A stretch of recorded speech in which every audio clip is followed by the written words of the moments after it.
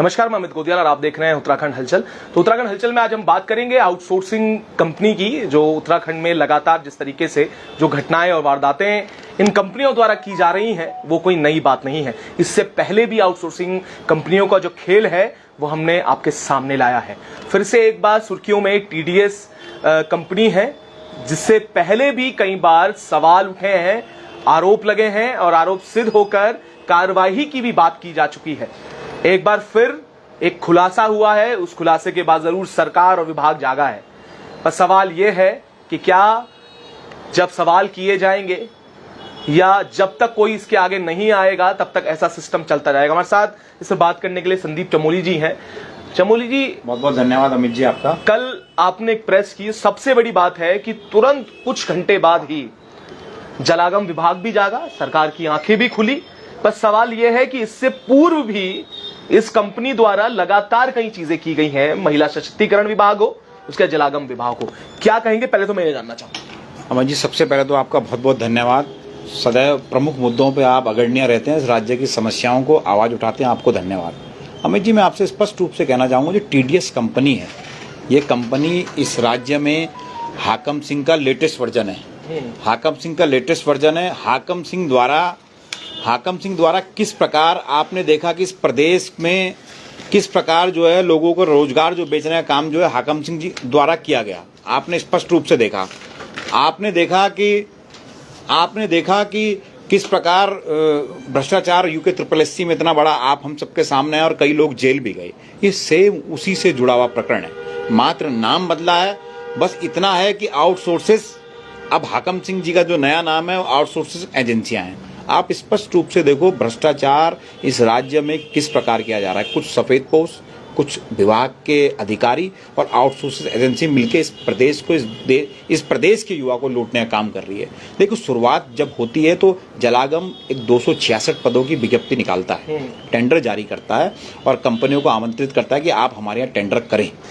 क्योंकि जो काम का तरीका ये है कि आप खुली निविदा खोलेंगे, जो व्यक्ति इस निविदा में आएगा, जो आपके फुल फिलअप आपके बिड को कर लेगा, वो उस काम को ले लेगा। TDS जो पहले भी अनेकों बार विवाद में रही है, कई विवादों में रही है, उस कंपनी द्वारा इस काम को अपनी जोड़ तोड़, अपनी साठगांठ, अपने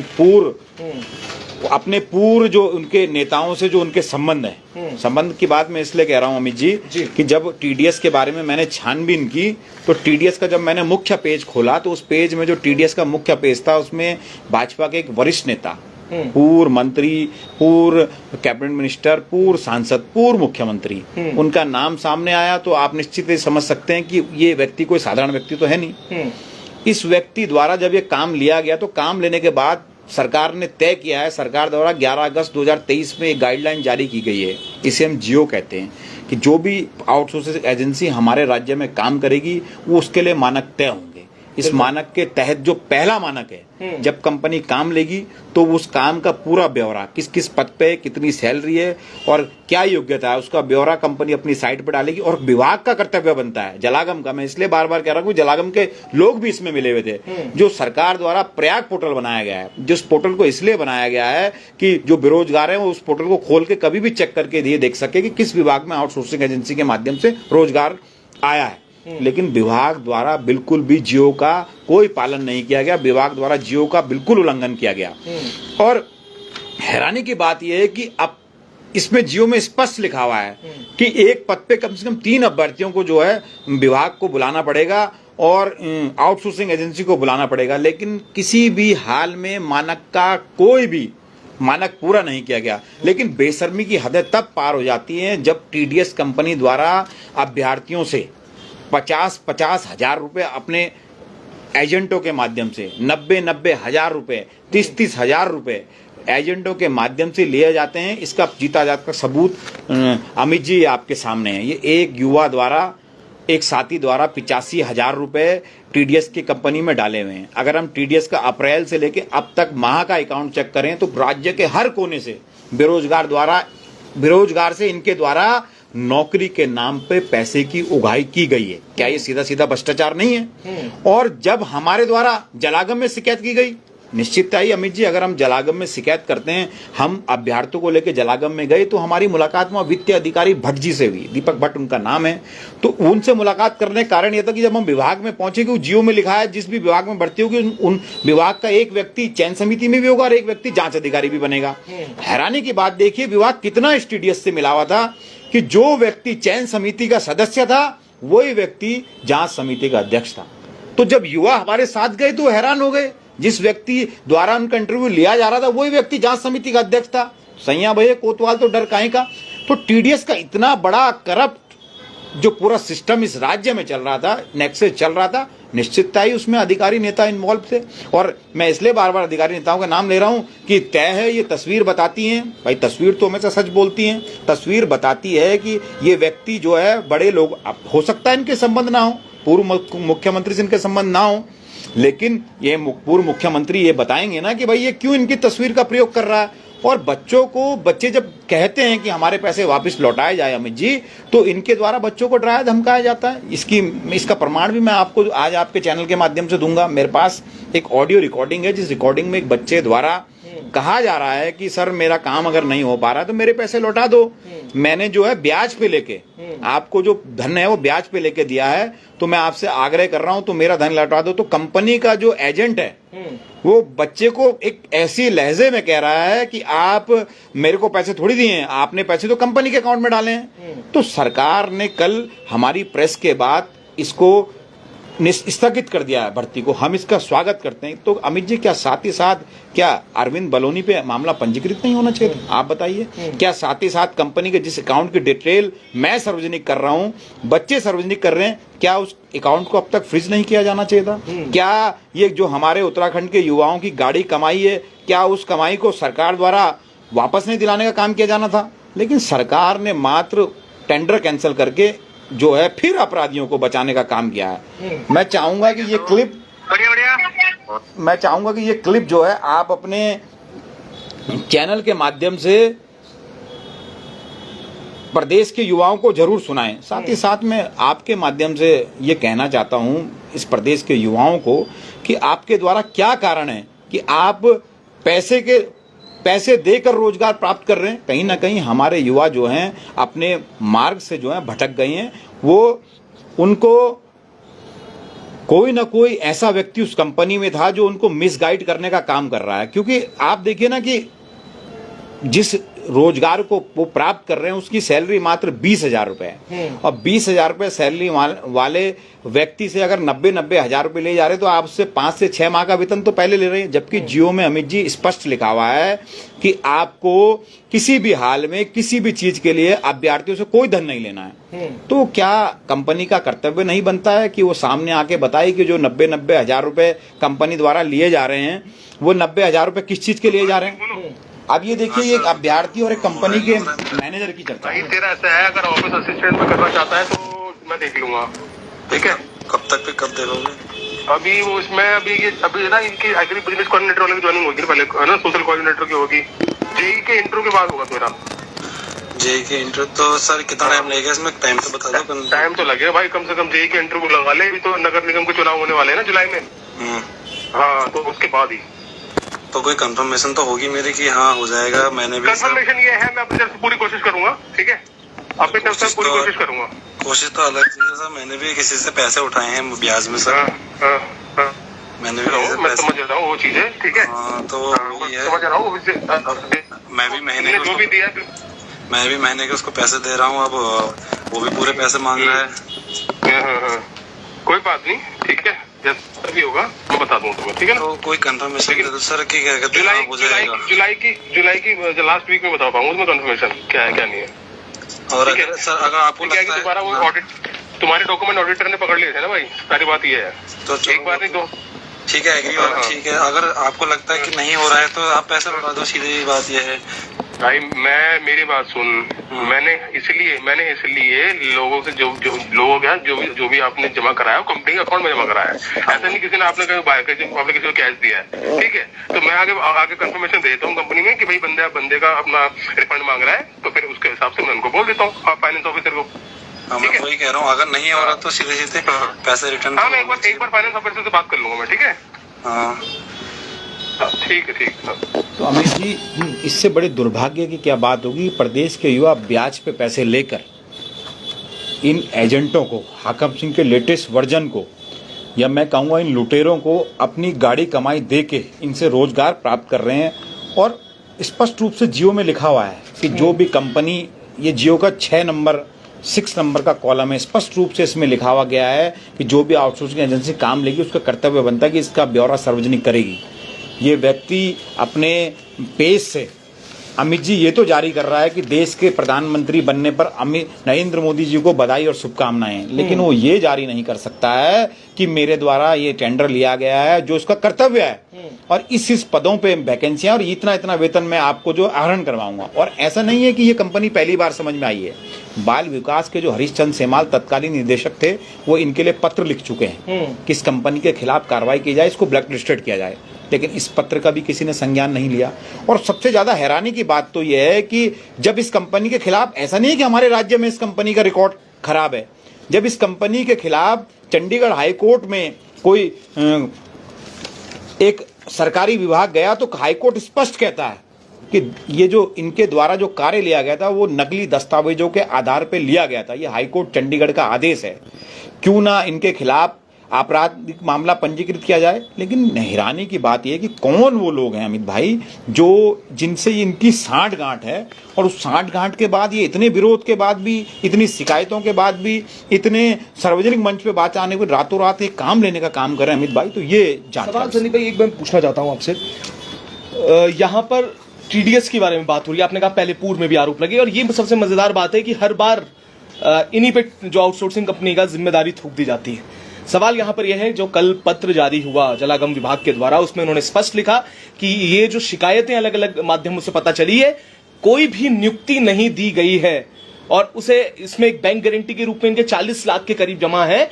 उसके बाद जब इसमें एक जांच कमेटी बनाई गई है, सवाल यहां पर यही है कि ये जांच कमेटी, उसके बाद पहले पूर्व में महिला सशक्तिकरण विभाग में जो आरोप लगे, उसके बाद भी यहां पर एक करण कोठियाल जी ने इनका मामला उठाया था, उससे पहले कई लोगों ने इनका मामला उठाया था, उसके बाद भी फिर से इन्हें क्यों फ्रंट में ला दिया जाता है, क्यों? ये क्या अमित भाई, आपके सारे सवालों का जवाब जो है, ये तस्वीर जो मैंने आपको प्रारंभ में दिखाई थी, जब रसूखदार लोग इन लोगों के पीछे होंगे, आप बताइए जियो का उल्लंघन करने में क्या जिस विभागीय व्यक्ति की जिम्मेदारी थी जलागम में, क्या उसके खिलाफ आपराधिक मामला पंजीकृत नहीं होना चाहिए? क्या राज्य सरकार द्वारा जो जियो जारी किया गया है, क्या उस जियो का पालन कराना विभाग का कर्तव्य नहीं था? और क्यों मात्र सरकार द्वारा अपना टेंडर कैंसिल करके पल्ला झाड़ा जा रहा है? क्यों नहीं उस जांच को सार्वजनिक किया जा रहा है? और कल प्रेस के बाद ही आपके द्वारा टेंडर क्यों कैंसिल करने का काम किया गया? क्या अमित भाई, जब हमने आपको सबूत दे रहे हैं कि करप्शन हुआ है, तो क्या टीडीएस कंपनी पे मुकदमा कायम नहीं होना चाहिए? हाकम सिंह ने जो काम किया था वो भी तो पैसे देके नौकरी लगाने का काम था, ये भी पैसे लेके नौकरी लगाने का काम है। दूसरी बात, उस कंपनी का अकाउंट की जांच के सरकार को नहीं करानी चाहिए थी। लेकिन आपको मानना पड़ेगा, समझना पड़ेगा, इतने विरोध के बावजूद, कई बार मैं आपके चैनल के माध्यम से टीडीएस कंपनी की खबरें देख चुका हूं, इतने विरोध के बावजूद भी, इतने प्रकाश में इतने मामले आने के बावजूद भी अगर निरंतर टीडीएस कंपनी को काम मिल रहा है, तो इसमें कहीं ना कहीं किसी उच्च अधिकारी की और कहीं ना कहीं किसी बड़े ओहदे पे बैठे हो सफेद पोस्ट की संलिप्तता है। यही कारण है कि इस प्रदेश के युवाओं के रोजगार को किसी न किसी रूप में बेचा जा रहा है। अमित भाई ये बताइए, जब हमारे यहाँ एम्प्लॉयमेंट है, हमारे यहाँ उपनल है, हमारे यहाँ पीआरडी, हमारे यहाँ होमगार्ड है, इतनी सारी हमारे यहाँ आउटसोर्सिंग एजेंसियां हैं, क्या कारण है कि ये लोग 20,000 रुपए अगर ये कंपनी को दे रहे हैं, कंपनी मात्र 14,000 रुपए वेतन हमारे प्रदेश के युवा को दे रही है, 6,000 रुपए कंपनी मात्र मैनेजमेंट का काट रही है? तो क्या ये बड़ा गड़बड़ घोटाला नहीं है? कौन वो लोग हैं जो पर्दे के पीछे बैठे हैं और ऐसी नीति निर्देशक चीजों को बनाते हैं? उन लोगों का नाम भी उजागर होना चाहिए। और इस प्रकरण में स्पष्ट हो गया है कि कंपनी के द्वारा जो है लोगों से पैसे लेने का काम किया है। क्या सरकार पे इतना भी कुब्बत नहीं है कि वो इस कंपनी के जिस अकाउंट को मैंने सार्वजनिक किया, उस अकाउंट की डिटेल जो है पूरी निकाले, और किस किस के द्वारा इनको पैसे देने का काम किया उसको भी सार्वजनिक करे? और हैरानी की बात देखिए गोदियाल जी, कि ये 6 कंपनियां, आप एक की शिकायत करिए, वो दूसरी कंपनी काम ले रही है, आप दूसरी की शिकायत करिए, तीसरी कंपनी नाम ले रही है, और सबके डायरेक्टर एक है। लेकिन हैरानी पर नाम बदला है, नाम बदलने का काम हुआ है। आप किसी भी स्तर में देखिए, ये कंपनी बस इस राज्य में काम लिए जा रही है। अभी कम से कम 6 से 7 काम इन लोगों को चल रहे हैं। हमारा किसी भी व्यक्ति का व्यक्तिगत विरोध नहीं है, लेकिन जो सबूत साक्ष्य मैं आपको दे रहा हूं, इन साक्ष्यों के बाद सरकार जागी है और सरकार के द्वारा इसका टेंडर कैंसिल किया गया है। संदीप जी, आपको ये नहीं लगता कि ये टेंडर कैंसिल करके, निरस्त करके मात्र इतिश्री कर ली है? क्योंकि सवाल ये है, उपनल आपने कहा, पीआरडी आपने कहा, इतनी एजेंसीज हमारे पास है, उसके बाद भी आउटसोर्सिंग कंपनी को इस सिनेरियो में लाना कहां तक जायज है? और इससे पूर्व भी जो उपनल के माध्यम से या और पीआरडी के माध्यम से जो लोग लिखते हैं उन्हें हटाकर ये आउटसोर्सिंग एजेंसीज को आगे कर ये पूरी जो फुटबॉल की तरह जो गेंदें फेंकी जा रही हैं, ये भी एक बड़ा सवाल है। आपने बड़ा अच्छा प्रश्न किया, क्योंकि कई युवाओं ने कहा कि एजेंसी जब हमारे पास है, हमारे पास सारी तंत्र है, और इससे पूर्व में भी ऐसी होता रहा है, तो ये आउटसोर्सिंग का जो खेल है पूर्व से कई सालों वर्षों से लाया गया, और क्यों लाया गया वो आज ये सामने तस्वीरें आ रही हैं। अमित भाई, ये सीधा सीधा खेल इस राज्य में जो मीट भात, एक हमारे यहाँ पहाड़ में कहावत है कि मीट भात खिलाएंगे, ये मीट भात का खेल है। आप ये बताइए कि कौन वो लोग थे जिनके द्वारा कंपनी के कहने पर, इस कंपनी जब सरकार की जिम्मेदारी बनती थी विभाग की, तो कौन वो लोग थे जिनके द्वारा पोर्टल पे इसकी पदों की जानकारी, विवरण जो है सार्वजनिक नहीं किया। हम कंपनी का मान लेते हैं, कंपनी मिली हुई है, कंपनी का ट्रैक रिकॉर्ड ठीक नहीं है, लेकिन जलागम तो हमारा डिपार्टमेंट है ना। आप हम सबके टैक्स से चलता है, क्या जलागम के अधिकारी जिम्मेदार नहीं है? क्या जो प्रयाग पोर्टल सरकार द्वारा बनाया गया है वो मात्र जो है, इसमें स्पष्ट लिखा है अमित भाई, स्पष्ट लिखा हुआ है, रोजगार प्रयाग पोर्टल में अपना पंजीकरण कराएंगे, स्पष्ट लिखा हुआ है। ये जियो है, ये मुख्य सचिव द्वारा ये जियो जारी किया है, सरकार, उत्तराखंड सरकार का जियो है। ये जियो कर बना के आप क्यों प्रदेश के युवाओं को भ्रमित कर रहे हैं?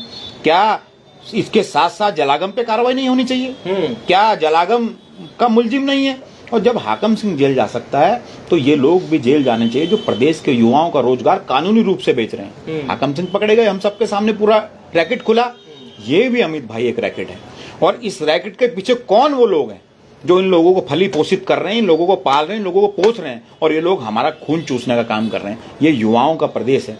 इस युवाओं के प्रदेश को किस प्रकार से ये सरकार इस युवाओं को, अरे आपने जियो कैंसिल किया, हम उसका स्वागत करते हैं, मात्र विरोध की राजनीति हमारे कार्य क्षेत्र की नहीं है। कम से कम इस कंपनी के जितने काम चल रहे हैं उन पे जांच के आदेश करो, और इस कंपनी का जो अकाउंट है जिसमें युवाओं से पैसे लिए उनको फ्रीज किया जाए, और इस कंपनी पे तत्काल प्रभाव से 420, 120 बी का मुकदमा कराया जाए, जिससे आने वाली जो कंपनियां इस राज्य में काम ले उनके लिए नाजीर पेश हो सके। सवाल यह है कि यहाँ पर जैसे ही प्रेस कॉन्फ्रेंस संदीप जी द्वारा की गई, उसके बाद लगातार फोन आए हैं, और फोन भी सुनिएगा, वो अब बताएंगे। संदीप भाई, कितने लोगों, कितने युवाओं ने अभी कांटेक्ट किया है? भाई इतने ट्रैप में, आपको जान के हैरानी होगी कि ये लोग, इनके ट्रैप में बहुत सारे लोग हैं। मैं मात्र उन लोगों का नाम इसलिए सार्वजनिक कर पा रहा हूँ, जिस व्यक्ति को रोजगार चाहिए वो व्यक्ति कभी सामने नहीं आता। अगर मैं इतने दस्तावेज आपके पास पेश कर रहा हूँ तो उन्हीं युवाओं के द्वारा ये दस्तावेज मुझे दिए गए, जिन दस्तावेजों को मैं आपके सामने प्रस्तुत कर रहा हूँ, प्रकट कर रहा हूँ। और समय आने पे आपको जान के हैरानी होगी, और अगर उन युवाओं के अकाउंट चेक किया जाए तो लगातार 3 दिन से कंपनी उन युवाओं को संपर्क कर रही है और पैसे वापस देने का काम कर रही है। क्या सरकार को ये अपराध नहीं दिखता? क्या कारण था कि पैसे लेकर रोजगार देने का काम जो है सरकार द्वारा किया जा रहा है? और ऐसा नहीं है कि हम मात्र मीडिया में अपनी राजनीति चमकाने के लिए सबके सामने, हम पहले जलागम में गए, स्वयं जलागम में गए, जलागम में कहा ये भ्रष्टाचार हो रहा है, उन्होंने कहा हम जांच करेंगे, बताएंगे। हम सचिव महोदय से मिले, उनके द्वारा किया गया जांच का विषय, इसमें जांच कराएंगे। आप समझते हैं कि जांचों के नाम पर कैसे इस प्रदेश के युवाओं को भ्रमित किया जा रहा है? ये कौन कंपनियां हैं अमित भाई, इनके पीछे कौन है? और क्या आप ये बताइए कि अब तक टीडीएस पे सरकार द्वारा एक मुकदमा कायम नहीं कराना चाहिए था? यहाँ लोग अगर किसी की मदद करने के लिए सड़क पे थोड़ी देर के लिए बैठ जा रहे हैं तो सरकार उन पे बलवे का मुकदमा कर दे रही है। तो क्या ऐसे लोगों पे इस राज्य में मुकदमा नहीं होना चाहिए जो इस राज्य के युवाओं का रोजगार बेच रहा है? लेकिन नहीं होगा, क्योंकि इनके पीछे बड़े बड़े हुक्मरान हैं, इनके पीछे बड़े बड़े सफेदपोश लोग हैं, और समय आने पे अमित भाई इन सब का पर्दाफाश आपके चैनल के माध्यम से जरूर होगा। इस प्रदेश के प्रत्येक युवा को पता चलना चाहिए वो कौन लोग हैं जो उसका रोजगार बेच रहे हैं, जो उसकी रोजी रोटी बेचने का काम कर रहे हैं। आखिरी सवाल करूंगा संदीप भाई, इसमें आगे क्या, क्योंकि निरस्त कर दिया गया है, आपने स्वागत भी किया है उस चीज का। सवाल यह है, आपने जलागम पे भी सवाल उठाए और सवाल ये किए हैं कि टीडीएस से इतना लगाव क्यों, इतना प्यार क्यों, वो तस्वीर के माध्यम से भी आपने सीधे आरोप लगाए।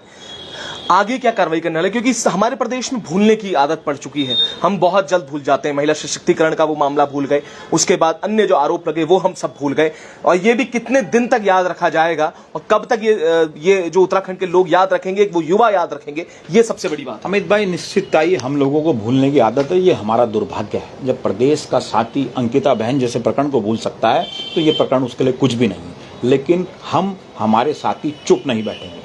हम अगर 3 दिवस के अंदर ये टीडीएस पे कोई कार्रवाई नहीं करते हैं तो हम एसएसपी महोदय देहरादून से मिलेंगे और उनको तहरीर देके टीडीएस के खिलाफ मुकदमा कायम कराने का काम करेंगे। क्योंकि भ्रष्टाचार हुआ है ना, हम सबूत भी दे रहे हैं, हम जानकारी भी दे रहे हैं, हम उन लोगों को भी सामने लाने का काम करेंगे जिन लोगों ने इनको पैसे देने का काम करा और इनके द्वारा उनको पैसे लौटाने का काम किया है। सब पैसा अकाउंट के माध्यम से हुआ है, कोई किसी पे झूठा आरोप नहीं लगा सकता। अमित भाई, 3 दिवस के अंदर अगर ये टीडीएस के खिलाफ कोई कार्रवाई नहीं करते तो टेंडर खारिज करना कोई कार्रवाई नहीं है। अनियमितता पाई गई, टेंडर खारिज हो गया, लेकिन टीडीएस जिसने करप्शन किया है अगर उसके ऊपर कोई कार्रवाई नहीं होती है तो हम एसएसपी महोदय को तहरीर देकर टीडीएस के खिलाफ देहरादून में मामला पंजीकृत कराने का काम करेंगे।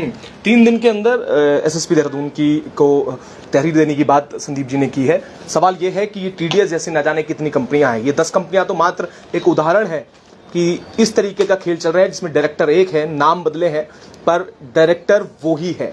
सवाल अब यहां पर यह है कि टीडीएस द्वारा कितनी जगहों पर इस चीज की गई है और महिला सशक्तिकरण से लेकर और विभागों से लेकर कितने विभागों में आउटसोर्सिंग का खेल चल रहा है। कंपनियों के नाम बदले हैं पर चीजें वही हैं। ये भी एक जांच का विषय है और ये जांच में क्या होगा, एक जांच बोल दी गई है कि जलागम विभाग के अधिकारी करेंगे। सवाल यह है कि जांच में क्या पाया जाता है। अमूमन उत्तराखंड में जो जांच है वो अपने परवान तक नहीं चढ़ पाती है। भाई, मैं आखिरी बात ये कहना चाहूंगा, जलागम को जांच किस स्तर पर दी जा रही है? जब स्वयं उनकी संलिप्तता इस कृत्य में है तो आप बिल्ली को दूध की रखवाली देने का काम कर रहे हैं। अगर सरकार की मंशा सही है तो इसकी मजिस्ट्रेट जांच कराई जाए, इसकी जांच जो है किसी रिटायर्ड जज से कराई जाए और जांच जो इस राज्य में सार्वजनिक हो। और जो जांच अब तक जिसकी वजह से टेंडर कैंसिल हुआ है, जो जांच ये कह रहे हैं हमने की है, उसको भी सार्वजनिक करके प्रदेश के युवाओं को सामने लाया जाए। अब देखना होगा कि क्या ऐसा होता है और ये जांच जो है उन जांचों की तरह रह जाती है जो ठंडे बस्ते में कहीं दब गई हो। हमने कोऑपरेटिव भी देखा जिसकी जांच अभी तक नहीं बाहर आ पाई, और अन्य ऐसी विजिलेंस की जांच है और कई ऐसे अधिकारी हैं जिनके ऊपर समय समय पे आरोप लगते हैं और जांचों की हवाला दे दिया जाता है। पर होता क्या है वो आपने देखा इस प्रदेश में। पर ये युवाओं के भविष्य के साथ खिलवाड़ है, उन्हें नौकरी के रोजगार के नाम पर जो खिलवाड़ हो रहा है वो लगातार एक बड़ा खुलासा संदीप जी ने किया है। इससे पूर्व में भी कई खुलासे हुए हैं, सचिव साहब ने खुद लिख के दिया है। उसके बाद ये आउटसोर्सिंग कंपनियों का जो प्रेम है वो नहीं छूट पा रहा है। हम भी लगातार इस मामले पर नजर बनाए, तब तक के लिए जुड़े रहिएगा और देखते रहिएगा उत्तराखंड हलचल।